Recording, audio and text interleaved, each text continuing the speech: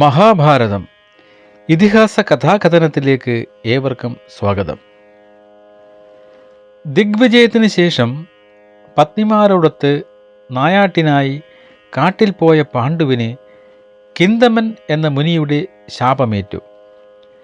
മാനാണെന്ന് ധരിച്ച് അമ്പെയ്തപ്പോൾ അതു ചെന്നു തറച്ചത് വേഷം മാറി മാൻകൂട്ടത്തിൽ കഴിയുന്ന കിന്തമ മുനിയിലാണ്. കാമത്താൽ മോഹിതനായ നീ സ്ത്രീ സംസർഗം നേരിടുന്ന സമയത്ത് മരിച്ചു പോകട്ടെ എന്നാണ് ആ മുനി ശപിച്ചത്. തുടർന്ന് കേൾക്കുക. കുന്തിയോടും മാദ്രിയോടും വേദനയും സങ്കടവും കലർന്ന ഭാവത്തിൽ പാണ്ഡു പറഞ്ഞു, നിങ്ങൾ ഹസ്തനാപുരിയിൽ പോയി ബന്ധുക്കളോട് പറയൂ, ഈ പാണ്ഡു വനവാസം സ്വീകരിക്കാൻ തീരുമാനിച്ചുവെന്ന്. മാത്രമല്ല, നിങ്ങളും എന്നെ വിട്ട് ഈ ക്ഷണം കാട്ടിൽ നിന്ന് പോകണമെന്ന്. ആധിയോടെ വനവാസത്തിന് തയ്യാറാകുന്ന ഭർത്താവിനോട് കുന്തിയും മാദ്രിയും സങ്കടത്തോടെ പറഞ്ഞു, ഹേ ഭരതർഷഭ, മുഖ്യാശ്രമങ്ങൾ വേറെയില്ലേ സ്വീകരിക്കാൻ? ധർമ്മപത്നികളായ ഞങ്ങളോട് കൂടി തന്നെ തപസ് ചെയ്ത് വസിക്കാനുള്ള മാർഗമില്ലേ? സ്വർഗ്യമായ ഫലം ചിന്തിച്ച് ദേഹത്യാഗം ചെയ്താൽ ഭവാൻ തന്നെ സ്വർഗത്തിനും നാഥനായിത്തീരും, അതിനു സംശയമില്ല. ഇന്ദ്രിയമാകുന്ന ഗ്രാമത്തെയും ജയിച്ച് ഭർതൃലോക പ്രീതിയോർത്ത് കാമസൗഖ്യം വെടിഞ്ഞ് ഞങ്ങളും ഭവാനോടൊപ്പം തപിച്ചുകൊള്ളാം. അങ്ങ് ബുദ്ധിമാനല്ലേ? ഭവാൻ ഈ ഞങ്ങളെ ത്യജിക്കുകയാണെങ്കിൽ ഈ ക്ഷണത്തിൽ തന്നെ ഞങ്ങൾ ജീവൻ ത്യജിക്കും, അതിൽ യാതൊരു സംശയവുമില്ല. ഭാര്യമാരുടെ വാക്കുകൾ കേട്ട് പാണ്ഡു പറഞ്ഞു, നിങ്ങൾ ഇങ്ങനെ ചിന്തിക്കുകയാണെങ്കിൽ ഞാൻ എൻ്റെ അച്ഛൻ്റെ പാത തന്നെ സ്വീകരിക്കും. ഈ സുഖഭോഗങ്ങളെല്ലാം ഉപേക്ഷിച്ച് കാട്ടിൽ ഫലമൂലങ്ങൾ ഭക്ഷിച്ച് ഞാൻ വാഴും. എനിക്ക് കിട്ടുന്ന എന്താണോ അതുകൊണ്ട് ഞാൻ രണ്ടു നേരവും അർച്ചന ചെയ്ത് ദുസ്സഹമായ തപസ് ചെയ്ത് എൻ്റെ ശരീരം ശുഷ്കമാക്കി ഏകാന്തശീലനാക്കി ഞാൻ കഴിഞ്ഞുകൊള്ളാം. ശരീരനാശം വരുന്നതുവരെ ഞാൻ ജീവിക്കും. നാട്ടുകാർക്കും യാതൊരു ദോഷവും ചെയ്യുകയില്ലെന്ന് പറയേണ്ടതില്ലല്ലോ. ഇങ്ങനെ ഭാര്യമാരോട് പറഞ്ഞ് പാണ്ഡു ചൂടാമണി, പതക്കം, തോൾവള, മണികുണ്ടലങ്ങൾ, വിലയേറിയ വസ്ത്രങ്ങൾ എന്നിവയും ഭാര്യമാരുടെ അലങ്കാരങ്ങളും എല്ലാം ബ്രാഹ്മണർക്ക് ദാനം ചെയ്ത് വീണ്ടും ബ്രാഹ്മണരോട് പറഞ്ഞു, ഹസ്തനാപുരിയിൽ ചെന്ന് പാണ്ഡു കാട്ടിൽ പോയി വനവാസം സ്വീകരിച്ചു എന്ന് പറയൂ വിപ്രരെ. നിങ്ങൾ പറയുവിൻ, അർത്ഥം, കാമം, സുഖം എന്നിവ ചേർന്ന് രതിയെ വിട്ട് ഭാര്യമാരോടുകൂടി കാട് കയറി എന്ന് നഗരവാസികളൊക്കെ അറിയട്ടെ. രാജാവിന് തുണയായി ഉണ്ടായിരുന്ന ഭൃത്യഗണങ്ങളൊക്കെ ആ ഭാരതരാജാവിൻ്റെ കരുണാപൂർണമായ വാക്കുകേട്ട് സങ്കടപ്പെട്ട് ഉച്ചത്തിൽ നിലവിളിച്ച് ആർത്തനാദം കൂട്ടി. നെടുവീർപ്പിട്ട് അവർ ഉടനെ രാജാവിനെ വിട്ടുപോയി. അദ്ദേഹത്തിൻ്റെ ധനമെല്ലാം കൊണ്ട് അവർ ഹസ്തനാപുരിയിൽ എത്തി. രാജാലയത്തിൽ ചെന്ന് രാജാവിൻ്റെ ആ ധനം വിവരങ്ങളൊക്കെ പറഞ്ഞ് അവർ അർപ്പിച്ചു. രാജാവ് കാടുകയറിയ വർത്തമാനം അറിഞ്ഞ് എല്ലാവരും ദുഃഖിച്ചു. ധൃതരാഷ്ട്ര രാജാവ് പാണ്ഡുവിനെപ്പറ്റി ഓർത്ത് അപാരമായി ദുഃഖത്തിലാണ്ടു. ഭക്ഷണപാനീയങ്ങൾ പോലും തൊടാതെ അദ്ദേഹം കിടപ്പിലായി. അങ്ങനെ കാട്ടിൽ താമസിക്കാൻ തീരുമാനിച്ച രാജപുത്രനായ പാണ്ഡു രാജാവ് ഫലമൂലങ്ങൾ മാത്രം ഭക്ഷിച്ച് ഭാര്യമാരോടുകൂടി നാഗശതാദ്രിയിൽ ചെന്നെത്തി. അദ്ദേഹം പിന്നെ ചൈത്രരഥത്തിലെത്തി. കാളകൂടം കടന്ന് ഹിമാലയം കയറി ഗന്ധമാദനത്തിൽ ചെന്നെത്തി. മഹാഭൂതങ്ങളോടുകൂടി സിദ്ധമഹാമുനികളുടെ രക്ഷയിൽ അവർ അവിടെ സമനിരപ്പില്ലാത്ത ദുർഘട സ്ഥാനങ്ങളിൽ പാർത്തു. പിന്നെ ഇന്ദ്രദ്യുമ്ന സരസിലും എത്തി. ഹംസകൂടം കടന്ന് ശരശൃംഗത്തിൽ അവർ തപസ് ചെയ്ത് ആ മുനിമാരോടൊപ്പം അവിടെ കഴിഞ്ഞുകൂടി. ആ മുനിമാരുടെ ഇടയിൽ താമസം തുടങ്ങിയ പാണ്ഡു എല്ലാവരുടെയും സ്നേഹം പിടിച്ചുപറ്റി അവർക്ക് പ്രിയദർശനനായി. ശുശ്രൂഷയായി ഡംബ് കൂടാതെ അവരോടൊപ്പം അവിടെ കഴിഞ്ഞു. ചിലർക്ക് പാണ്ഡു സഹോദരനായി, ചിലർക്ക് അവൻ ഇഷ്ടനായി, ചിലർ അവനെ പുത്രനെ പോലെ സ്നേഹിച്ചു. ഏറെക്കാലം കൊണ്ട് അവൻ നല്ല നിലയിൽ തപസ്സും നേടി. പാണ്ഡു ബ്രഹ്മർഷിസത്തനായി തീർന്നു. ഒരു വെളുത്ത വാവിനാളിൽ സംശിത വ്രതരായ ഋഷിമാർ ബ്രഹ്മാവിനെ കാണുവാൻ പുറപ്പെട്ടു. മുനീന്ദ്രന്മാർ പോകുന്നത് കണ്ട് പാണ്ഡു ചോദിച്ചു, മുനിമുഖ്യന്മാരെ, നിങ്ങൾ എങ്ങോട്ട് പോകുന്നു എന്നറിയുവാൻ ഞാൻ ആഗ്രഹിക്കുന്നു, പറഞ്ഞാലും. അപ്പോൾ ഋഷികൾ പറഞ്ഞു, ഇന്ന് ബ്രഹ്മലോകത്ത് ഒരു യോഗം നടക്കുന്നുണ്ട്. അതിൽ ദേവർഷികളും പിതൃമുഖ്യന്മാരുമൊക്കെ സമ്മേളിക്കും. ഞങ്ങൾ അങ്ങോട്ട് പോവുകയാണ്. ബ്രഹ്മാവിനെ കണ്ടിട്ട് വരാമല്ലോ.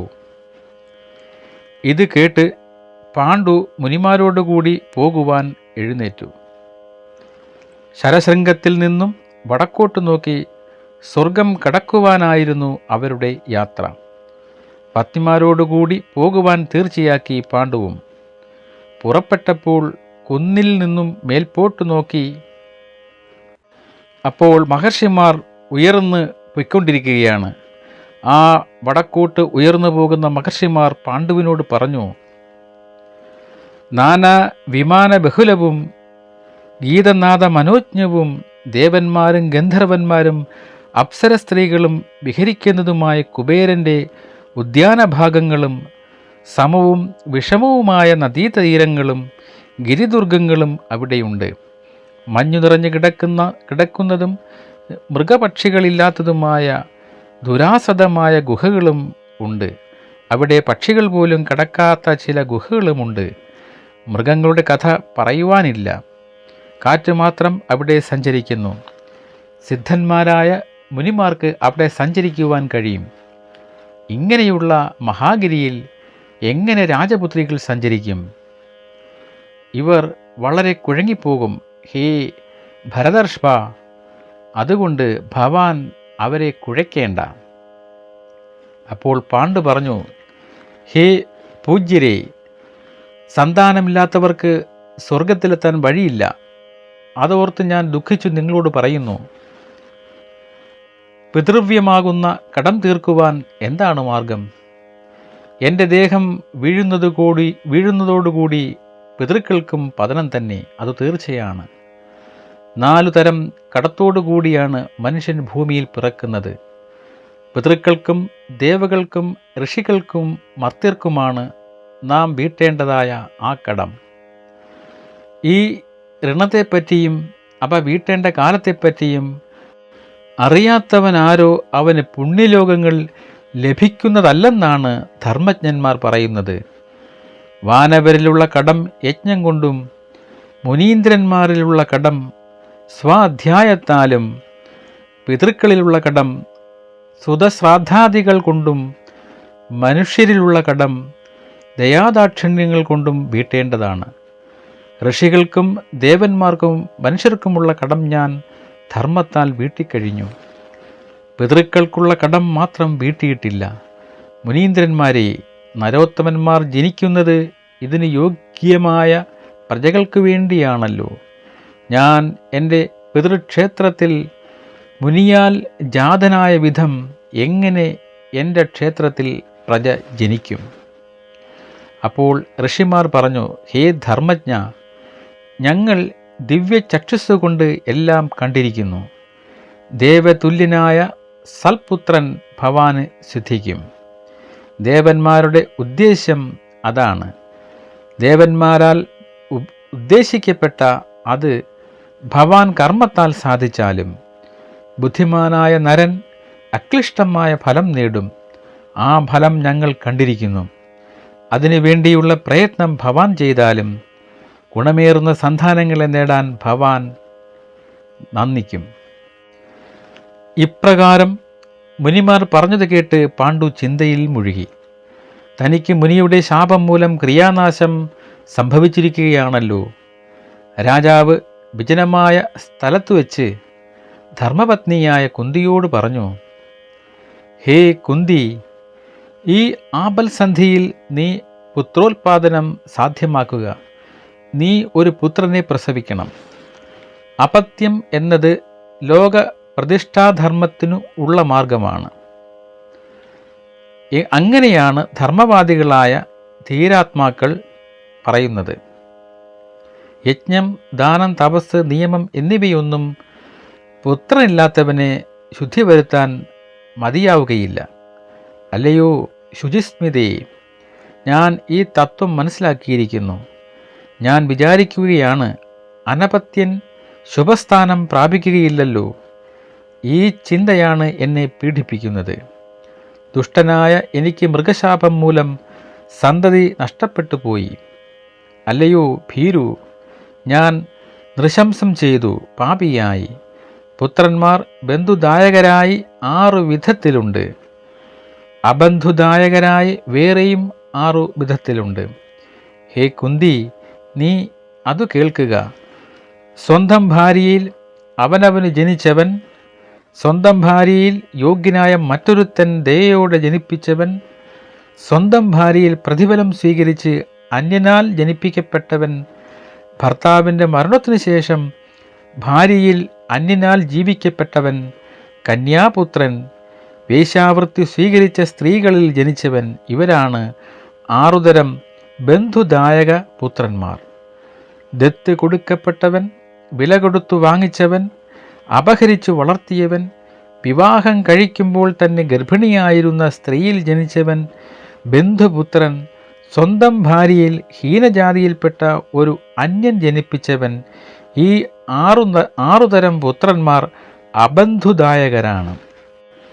സ്വയം ജാതൻ, ജനിപ്പിച്ചവൻ, വിലയ്ക്കു വാങ്ങിയവൻ, പുനർഭൂതൻ, കാനീനൻ, സ്വരിണീജാതനായ സുതൻ, ദത്തൻ, കൃത്രിമൻ, കയ്യിൽ വന്നു ചേർന്നവൻ, സഹോടൻ, ജാതി തനയൻ, ഹീനയോനിജൻ, ആത്മജൻ, ഇങ്ങനെയുള്ള പുത്രന്മാരില്ലെങ്കിൽ മറ്റു വിധത്തിൽ പുത്രനെ നേടണം. ആപൽക്കാലത്ത് ഭർത്തൃ സഹോദരൻ വഴി പുത്രനെ കാക്ഷിക്കണം. ധർമ്മസിദ്ധിക്കു വേണ്ടി മുഖ്യമായ സന്താനത്തെ മാനവൻ നേടേണ്ടതാണ്. പിതൃവംശത്തിൽ നിന്നും പുത്രനെ നേടണമെന്നാണ് മനു പറയുന്നത്. അതുകൊണ്ട് സ്വപ്രജാഹീനനായ ഞാൻ പുത്രനെ നേടുവാൻ നിന്നെ ഏൽപ്പിക്കുന്നു. സമന്മാരിൽ നിന്നോ ഉത്തമന്മാരിൽ നിന്നോ നീ സന്താനത്തെ നേടുക. ഹേ ഭീരു, നീ ഭയപ്പെടേണ്ട. ഹേ കുന്തി, നീ മടിക്കേണ്ടതില്ല. ആപത്തിൽ അങ്ങനെയാകാമെന്നാണ് മനു വിധിക്കുന്നത്. ശാരദണ്ഡായനിയുടെ കഥ ഹേ കുന്തി നീ കേൾക്കുക. ആ വീരപത്നി ഭർത്താവിൻ്റെ കൽപ്പന പ്രകാരം ഋതുസ്നാനത്തിനു ശേഷം ഒരു രാത്രി ഒരു വഴിക്ക് പോയി ഒരു ദ്വിജേന്ദ്രനെ വരിച്ച് പുംസാവാഹനഹൂതി ചെയ്തു. ആ കർമ്മത്തെ അവസാനിപ്പിച്ചിട്ട് അവൾ അവനോട് കൂടെ പാർത്തു. അവനിൽ നിന്ന് ദുർജയൻ മുതലായ മഹാവീരന്മാരായ 3 സന്താനങ്ങളെ അവൾ നേടി. അപ്രകാരം ഹേ സുഭഗേ, നീയും ഒരു ബ്രഹ്മർഷിയിൽ നിന്ന് ഉടനെ തന്നെ എൻ്റെ കൽപ്പന പ്രകാരം പുത്രന് വേണ്ടി പ്രയത്നിക്കുക. ഭർത്താവിൻ്റെ ഈ വാക്കുകൾ കേട്ടപ്പോൾ കുന്തി പാണ്ഡുവിനോട് പറഞ്ഞു, അല്ലയോ ധർമ്മജ്ഞ, ഭവാൻ എന്നോട് ഇപ്രകാരം കൽപ്പിക്കുന്നത് വലിയ കഷ്ടമാണ്. ഞാൻ ഭവാന്റെ ധർമ്മപത്നിയല്ലേ? ഭവാൻ വീര്യമുള്ള സന്താനങ്ങളെ എന്നിൽ ജനിപ്പിക്കുക. ഞാൻ അങ്ങയോടുകൂടി നിസ്സംശയമായും പരലോകം പോകാം. ഭവാൻ എന്നിൽ അബദ്ധ്യാർത്ഥമായി രതി ചെയ്യുക. അന്യനെ ഞാൻ മനസ്സുകൊണ്ടുകൂടി ചിന്തിക്കുകയില്ല. ഈ ലോകത്തിൽ ഭവാനേക്കാൾ മഹാന്മാരായ ആരുണ്ട്? മന്നവന്മാരുടെ കഥ പുരാണത്തിൽ കാണുന്നുണ്ട്. അതിലൊന്നു ഞാൻ പറയാം. ഞാൻ കേട്ടതുപോലെ പറയുന്നത് ഭവാൻ കേട്ടാലും. പണ്ട് വ്യൂഷിതാശ്വൻ എന്നു പേരായ ഒരു മഹാനായ രാജാവുണ്ടായിരുന്നു. പരധർമ്മിഷ്ഠനായ ആ പൗരവരാജാവ് യജ്ഞം ചെയ്യുമ്പോൾ ഇന്ദ്രാദികളായ ദേവന്മാരും ദേവർഷിമാരും വന്നു ചേർന്നു. വ്യൂഷിതാശ്വൻ്റെ യജ്ഞത്തിൽ വന്ന് സോമപാനം കൊണ്ട് അമരേന്ദ്രനും ദക്ഷിണാദ്ര വിപണനം കൊണ്ട് വിപ്രന്മാരും അത്യധികം ആനന്ദിച്ചു. ബ്രഹ്മർഷി കൽപ്പന്മാരായ സുരന്മാരും അവിടെ സന്നിഹിതരായി. കർമ്മത്തിൽ രാജാവിനെ സഹായിച്ചു. അങ്ങനെ വ്യൂഷിതാശ്വൻ മർത്യരിൽ വെച്ച് അധികം യോഗ്യനായി തീർന്നു. സർവഭൂതങ്ങൾക്കും വേനലിൽ സൂര്യൻ എന്ന വിധം സർവ നൃപന്മാരെയും ആ രാജാവ് പാട്ടിലാക്കി. 4 ദിക്കിലുമുള്ള സകല രാജാക്കന്മാരെയും അശ്വമേധത്തിൽ ജയിച്ചു. 10 ആനകളുടെ ബലമുള്ള ശരീരബലത്തോട് കൂടിയവനായി രാജാവ് ശോഭിച്ചു. ഈ മന്നവനെക്കുറിച്ച് ഇന്നും ജനങ്ങൾ ഗാനങ്ങൾ പാടി വരുന്നു. കീർത്തിമാനായ വ്യൂഷിതാശ്വൻ കീർത്തി വർദ്ധിച്ച് ശോഭിച്ചുകൊണ്ടിരിക്കെ ആഴിച്ചൂഴുന്ന ഈ ഊഴിയെല്ലാം ജയിച്ചു. സർവവർണ്ണങ്ങളെയും അച്ഛൻ മക്കളെ എന്നവണ്ണം സംരക്ഷിച്ചു. മഹായജ്ഞങ്ങൾ ചെയ്ത് ബ്രാഹ്മണർക്ക് ധനം നൽകി. മഹാക്രതുക്കൾ ചെയ്ത് ബഹുരത്നാഢ്യനായ ആ രാജാവ് പല കർമ്മങ്ങളും ചെയ്തു. പലതരം കിണറുകളും കുളങ്ങളും നിർമ്മിച്ചു. അവൻ്റെ ഭാര്യയായ ഭദ്ര കാക്ഷ്യവാൻ്റെ പുത്രിയായിരുന്നു. മംഗളശീലയും ഇഷ്ടപത്നിയുമായ അവളോട് തുല്യയായി വേറെ സുന്ദരിമാർ ഉണ്ടായിരുന്നില്ല. മനുഷ്യലോകത്ത് അഴകിൽ അവൾ മികച്ചതായിരുന്നു. അവർ അന്യോന്യം കാമിച്ചു. അവളിൽ അത്യധികം കാമിയായി രാജാവ് ഭോഗലോലുപതയാൽ ക്ഷയരോഗബാധിതനായി രാജയഷ്മാവ് ബാധിച്ച അവൻ സൂര്യനെ പോലെ അസ്തമിച്ചു. അവൻ മരിച്ചപ്പോൾ ഭാര്യ ദുഃഖിച്ചവശയായി. അവൾ അപുത്രിയായിരുന്നു. തന്മൂലം മഹാ ദുഃഖാന്തയായി അവൾ ഇങ്ങനെ കിടന്നു വിലപിച്ചു. ധർമ്മജ്ഞ മൗലേ, ഭവാനെ കൂടാതെ ഞാൻ ജീവിക്കുകയില്ല. വരൻ പോയാൽ നാരിക്കു മരണമാണ് നല്ലത്. ഞാൻ ഭവാനോടൊപ്പം പോരുകയാണ്. എന്നെയും ഭവാൻ കൊണ്ടുപോകണേ. ഭവാൻ വേർപെട്ടാൽ ക്ഷണം പോലും ജീവിക്കുവാൻ ഞാൻ ആശിക്കുന്നില്ല. നാഥ, പ്രസാദിക്കണേ, എന്നെയും കൊണ്ടുപോകണേ. ഞാനും ഭവാന്റെ പിന്നാലെ ഏത് സമത്തിലും വിഷമത്തിലും പിന്തുടരുന്നുണ്ട്. ഭവാനെ ശുശ്രൂഷിക്കുവാൻ ഞാനല്ലാതെ ആരുണ്ട്? ഹേ നരവ്യാഘ്ര, ഭവാനെ നിഴൽ പോലെ ഞാൻ പിന്തുടർന്ന് ഭവാന്റെ പാട്ടിൽ തന്നെ നിൽക്കുന്നുണ്ട്. അങ്ങ് എന്നെ വിട്ടുപോയാൽ ഇന്നു മുതൽ എന്നെ കഷ്ടമായ വിധം മഹാവ്യാധികൾ ബാധിക്കുന്നതാണ്. നിർഭാഗിയായ ഞാൻ സഹചാരികളെ കഴിഞ്ഞ ജന്മത്തിൽ ഉപേക്ഷിച്ചിരിക്കാം. അതാകാം എനിക്ക് ഈ വിയോഗം സംഭവിക്കുവാൻ കാരണം. ഭർത്താവുമായി വേർപെട്ട് മുഹൂർത്തം ജീവിച്ചിരുന്നാൽ നരകത്തിൽ പെട്ട പോലെ ദുഃഖിക്കുന്നവളാണ് ഭാര്യ. കഴിഞ്ഞ ജന്മത്തിൽ ഒന്നിച്ച് ജീവിച്ചിരുന്ന വല്ലവരെയും ഞാൻ ഇത്തരത്തിൽ വേർപെടുത്തിയിരിക്കാം. പൂർവദേഹം നേടിയ പാപകർമ്മമാണത്. തീർച്ച രാജാവേ, ഭവാന്റെ വിയോഗത്തിൽ എനിക്ക് ദുഃഖം വന്നുകൂടി. ഈ നിമിഷം മുതൽ ഞാൻ ദർഭപ്പുല്ല് വിരിച്ച് അതിൽ ആർത്തിയോടെ ഭവാന്റെ വരവ് കാത്തുകിടക്കും. ദുഃഖത്തിലാണ്ട് കേഴുന്ന എൻ്റെ മുമ്പിൽ ഭവാൻ വന്നാലും മുന്നിൽ നീ വന്നാലും ദുഃഖത്തിലാണ്ടിയിടും എന്നെ കരേറ്റുവാൻ പ്രാണനാഥ. ആർത്തിയോടെ ഭവാൻ എത്തുമെന്നാശിച്ച് കാത്തിരുന്നീടുന്നേൻ ജീവനാഥ. കണ്ണിന്നു അമൃത് പൊഴിച്ചു നീ എന്നുടെ മുന്നിൽ വിളങ്ങണേ മന്നവേന്ദ്ര. കത്തിജ്വലിക്കുമൻ ദുഃഖത്തെ അകറ്റുവാൻ എത്തുക ചൊല്ലുക ചിത്തനാഥ. കുന്തി പറഞ്ഞു. അവൾ ഇപ്രകാരം കേണ് ഭർത്താവിൻ്റെ മൃതദേഹം കെട്ടിപ്പിടിച്ച് കിടക്കുമ്പോൾ അദ്ദേഹത്തിൻ്റെ ആത്മാവ് മറവിൽ നിന്ന് അവളോട് ഇപ്രകാരം വിളിച്ചു പറഞ്ഞു. ഭദ്രേ, എഴുന്നേൽക്കൂ കാമിനി, ഞാനൊരു ഭദ്രമാകും വരം തന്നുകൊള്ളാം. ചത്തുപോയി എങ്കിലും സന്താനദാനത്തിനെത്തിടാം നിന്നിൽ ഞാൻ ചാരുശീലേ. ആർത്തവമായി 14-ാം നാളിലോ ഉത്തമേ 8-ാം ദിനത്തിൽ താനോ സ്വയം കിടക്കയിൽ തന്നെ നനച്ചു നീ സുന്ദരി കാത്തു കിടന്നുകൊള്ളൂ.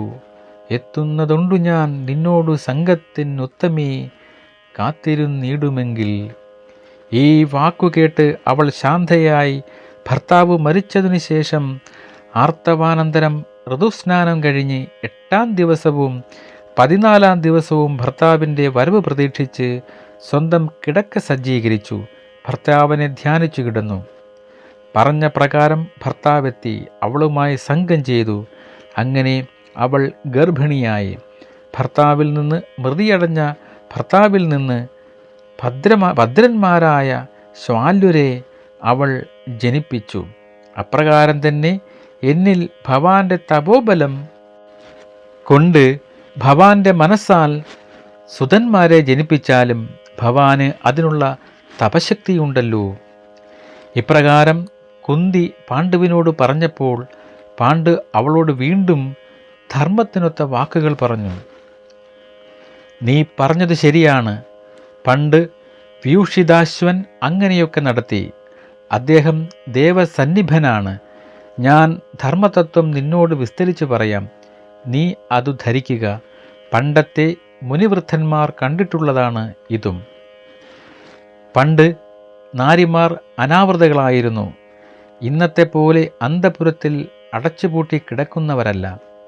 ഏതവനും പ്രാപിക്കുവാൻ വിരോധമില്ലാത്തവരായിരുന്നു അവർ. സ്വതന്ത്രകളായ കാമചാരണികളുമായി ആയിരുന്നു അവർ. ഹേ സുന്ദരി, യുവത്വമുള്ളപ്പോൾ പതിയെ വിട്ട് വേണ്ടുവോളം പുരുഷന്മാരുമായി സംമോഹം ചെയ്യുന്നതിന് സ്ത്രീകൾക്ക് യാതൊരു വിരോധവും ഉണ്ടായിരുന്നില്ല. ഇന്ന് വ്യഭിചാരം എന്നു പറയുന്ന മര്യാദകെട്ട പ്രവൃത്തി അന്ന് ആചാരവും ധർമ്മവുമായിരുന്നു. അധർമ്മവും വ്യഭിചാരവുമായ ആ നടപടിയെ അന്ന് ആരും ആക്ഷേപിച്ചിരുന്നില്ല. ഇഷ്ടം പോലെ ആരോഗ്യം പോലെ വ്യഭിചരിക്കാമായിരുന്നു. അന്ന് സ്ത്രീ പുരുഷന്മാർക്ക് അതിന് സ്വാതന്ത്ര്യമുണ്ടായിരുന്നു. ഇന്ന് കാമക്രോധാദികൾ കൂടാതെ തിര്യക്കുകൾ ആ ധർമ്മം ആചരിക്കുന്നുണ്ടല്ലോ. പണ്ടത്തെ ഈ ആചരണം മഹർഷിമാർ ഇന്ന് ആചരിക്കുന്നുമുണ്ട്. ഇന്നും ഉത്തരകുരു രാജ്യത്ത് ആ നീതി നടപ്പുണ്ട്. അതിൽ ആക്ഷേപമില്ല. ഹേ സുന്ദരി, സ്ത്രീകൾക്ക് അനുഗ്രഹകരമായ ആ ധർമ്മം ആദ്യം ഈ നാട്ടിൽ നടപ്പായിട്ടുണ്ടായിരുന്നതുമാണ്. പിന്നെ ആരാണ് എന്തിനാണ് ഇന്നത്തെ നടപടി നിശ്ചയിച്ചതെന്നും വിസ്തരിച്ചു പറയാം, കേൾക്കൂ. പണ്ട് ഉദ്ദാലകൻ എന്നു പേരായ ഒരു മുനിയുണ്ടായിരുന്നു. അവൻ്റെ പുത്രൻ ശ്വേതകേതു ഒരു മഹാമുനിയായി തീർന്നു. ആ ശ്വേതകേതു മഹർഷിയാണ് ഇന്നത്തെ നടപടി ഉണ്ടാക്കിയത്. അദ്ദേഹം കോപത്താൽ ഉണ്ടാക്കിവെച്ച നടപടിയാണിത്. അച്ഛൻ്റെ മുന്നിൽ വെച്ച് ശ്വേതകേതുവിൻ്റെ അമ്മയെ ഒരു ഭൂസുരൻ കൈക്ക് പിടിച്ച് വലിച്ച് സംഭോഗത്തിന് ബലപ്രയോഗം ചെയ്തു. മകനായ ശ്വേതകേതുവിന് അത് സഹിച്ചില്ല. ആ ബ്രാഹ്മണൻ തൻ്റെ അമ്മയെ ബലാത്സംഗം ചെയ്യുന്നത് കണ്ട് മകൻ ശുണ്ഠിയെടുത്തു. അത് കണ്ട് അച്ഛനായ ഉദ്ദാലകൻ മകനോട് പറഞ്ഞു, ഉണ്ണി, നീ കോപിക്കരുത്. പണ്ടുപണ്ടേ ഇത് നമ്മുടെ ധർമ്മമാണ്. ഈ മണ്ണിൽ സ്ത്രീകൾ അനാവൃതകളായി നാനാജാതിയിൽ ചേരുന്നതിന് വിരോധമില്ല. മനുഷ്യജാതിയിൽപ്പെട്ടവർ തമ്മിൽ സംയോഗത്തിന് വിരോധമില്ല. സ്വജാതിയിൽ പശുക്കൾ കാളകളുമായി ചേരുന്നു. അങ്ങനെ മനുഷ്യനാരിയിൽ ചേരുന്നു. ഇതാണ് നമ്മുടെ ധർമ്മം. പാണ്ഡു പറഞ്ഞു, അച്ഛൻ പറഞ്ഞ ധർമ്മം മകന് പിടിച്ചില്ല. അന്യൻ അമ്മയെ പിടിച്ചു ചെയ്യുന്ന കർമ്മം കണ്ടു നിൽക്കുവാൻ ഒരു മകനെ എങ്ങനെ കഴിയും? ശ്വേതകേതു ഈ ധർമ്മത്തിൽ ക്ഷമിച്ചില്ല. അന്നത്തെ സംഭവം അങ്ങനെ നടന്നു. ഞാൻ ഈ അനീതിക്ക് ഒരു അറുതി വരുത്തിയേ അടങ്ങൂ എന്ന് പറഞ്ഞ് ആ മഹർഷി സ്ത്രീ പുരുഷന്മാർക്ക് അന്നു മുതൽ ഒരു മര്യാദ നടപ്പാക്കുവാൻ തീരുമാനിച്ചു. ഹേ മഹാഭാഗേ, ഈ മര്യാദ അദ്ദേഹം മനുഷ്യരിൽ മാത്രം നടപ്പാക്കി, മറ്റു ജാതിയിലില്ല. ഭർത്താവില്ലാതെ ഒരു പുരുഷനുമായി സംഭോഗം ചെയ്യുന്നത് സ്ത്രീക്ക് പാപമാണ്. ഭ്രൂണഹത്യയ്ക്ക് തുല്യമായ ഘോരമായ പാപമാണത്. ഘോരമായ ആ പാപം ദുസ്സഹമാക്കി തീരും. പതിവ്രതയായ ഭാര്യയെ വിട്ടു വ്യഭിചാരം ചെയ്താൽ പതിക്കും ആ പാപം ഉണ്ടാകും. പുരുഷാർത്ഥമായി ഭാര്യയെ പ്രാപിക്കുവാൻ ഭാര്യ ഭർത്താവിനെ അനുവദിക്കാതിരുന്നാൽ അതും ഭാര്യയ്ക്ക് പാതകമായി തീരും. ഈ ലോകമര്യാദ ഉദ്ദാലകപുത്രനായ ശ്വേതകേതു മഹർഷി ബലമായി നടപ്പാക്കിയതാണ്. പണ്ട് സൗദാസൻ പുത്രോൽപത്തിക്ക് വേണ്ടി തൻ്റെ ഭാര്യയായ മദയന്തിയെ വസിഷ്ഠൻ്റെ കൂടെ വിട്ടു. അവനിൽ നിന്ന് അവൾക്ക് അശ്മകൻ എന്ന ഒരു പുത്രനുണ്ടായി. ഭർത്താവിൻ്റെ പ്രിയത്തിനായി അവൾ അങ്ങനെ പണ്ടു ചെയ്തതായി കേട്ടിട്ടുണ്ട്. ഹേ സുന്ദരി, എൻ്റെ ജന്മം തന്നെ എങ്ങനെയാണെന്നു നീ കേട്ടിട്ടില്ലേ? വ്യാസമഹർഷിയിൽ നിന്നാണല്ലോ കുരുവംശം വളർത്തുവാൻ വേണ്ടി ഞങ്ങൾ ജനിപ്പിക്കപ്പെട്ടത്. അതുകൊണ്ട് കാര്യത്തിൻ്റെ ബീജം മുഴുവൻ ചിന്തിച്ച് ധർമ്മിമായ എൻ്റെ വാക്ക് കേട്ട് എത്രയും നന്മയോടെ നീ ചെയ്യുക. ഋതുതോറും ഹേ രാജപുത്രി, പതിയെ പത്നി അതിവർത്തിക്കരുത്, അനുസരിക്കാതിരിക്കരുത്. അധർമ്മമാണ്. ധർമ്മജ്ഞൻ അങ്ങനെയാണ് പറയുന്നത്. മറ്റു കാലങ്ങളിൽ സ്ത്രീകൾക്ക് തോന്നിയ മാതിരിയാകാം എന്നാണ് പൂർവമായ ധർമ്മം. സജ്ജനസമ്മതം അതിന് സിദ്ധിച്ചിട്ടുണ്ട്. ധർമ്മമില്ലാത്തത് അധർമ്മമായതു തന്നെ. തൻ്റെ ഭർത്താവ് പറഞ്ഞാൽ ഭാര്യ അനുസരിക്കണം എന്നതാണ് ആര്യന്മാരായ വേദജ്ഞാനികൾ സമ്മതിച്ചു പറയുന്നത്. വിശേഷിച്ചും പുത്രകാമനായി ഭർത്താവ് സന്താനലബ്ധിക്ക് വേണ്ടി വേണ്ട മാർഗം ചിന്തിച്ചു പറഞ്ഞാൽ ഭാര്യ അത് അനുസരിക്കുക തന്നെ വേണം. എനിക്ക് അത്രത്തോളമുണ്ട് പുത്ര ദർശനത്തിൽ കൗതുകം. രക്താങ്കുലികളോടുകൂടി പത്മപത്ര പ്രഭാവമായ ഈ കരം നിന്റെ ശിരസിൽ വെച്ച് കൂപ്പി ഞാൻ അഭ്യർത്ഥിക്കുന്നു. ഹേ സുകേശിനി, നീ എൻ്റെ വാക്കുകൾ കേൾക്കുക. ദ്വിജതാപസ മുഖ്യന്മാരിൽ നിന്നും കീർത്തിമാന്മാരായ പുത്രന്മാരെ നീ ഉൽപ്പാദിപ്പിച്ചു തരണമേ. ഹേ സുന്ദരി, പുത്രവാന്മാർക്ക് ലഭിക്കുന്ന ഗതി നീ എനിക്ക് ലഭ്യമാക്കണേ. പാണ്ഡു രാജാവ് ഇപ്രകാരം പറഞ്ഞപ്പോൾ സുന്ദരിയായ കുന്തി ഭർത്താവിൻ്റെ ആഗ്രഹം ചെയ്യുവാൻ വേണ്ട മാർഗം ചിന്തിച്ച് ഇപ്രകാരം പറഞ്ഞു. ഞാൻ അച്ഛൻ്റെ ഗൃഹത്തിൽ വെച്ച് ബാലയായിരുന്ന കാലത്ത്, അതിഥി പൂജയ്ക്ക് നിൽക്കുന്ന കാലത്ത്, ഉഗ്രതീഷ്ണ വ്രതനായ ഒരു വിപ്രനെ പൂജിച്ച് നിഗൂഢ ധർമ്മ നിയമനായ ദുർവാസാവ് മഹർഷിയായിരുന്നു ആ വിപ്രൻ. സംശിതാത്മാവായ അദ്ദേഹത്തെ ഞാൻ പ്രയത്നത്താൽ പ്രസാദിപ്പിച്ചു. ഭഗവാൻ ആഭിചാര പ്രയോഗത്തിന് എനിക്ക് വരം നൽകി ഒരു മന്ത്രവും ഉപദേശിച്ചു. അതിനുശേഷം ഇപ്രകാരം പറഞ്ഞു. ഏതു ദേവനെ നീ മന്ത്രം കൊണ്ട് ആഹ്വാനം ചെയ്യുന്നുവോ ആ ദേവൻ സകാമനായാലും നഷ്ടകാമനായാലും ശരി നിന്റെ പാട്ടിൽ വരും.